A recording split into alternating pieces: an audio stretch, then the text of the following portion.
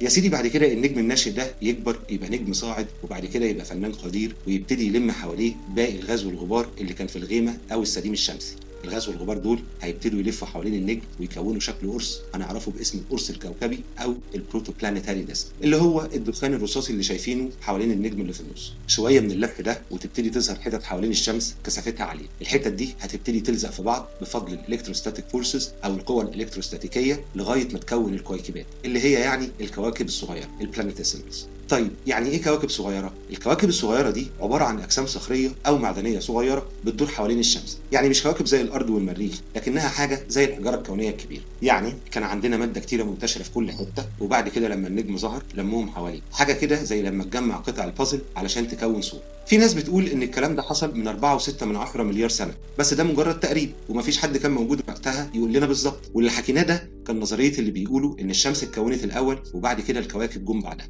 في نظريه اللي بيقولوا ان الكواكب والشمس اتكونوا مع بعض. مين صح ومين غلط دي حاجه العلم لسه بيحاول يفهم.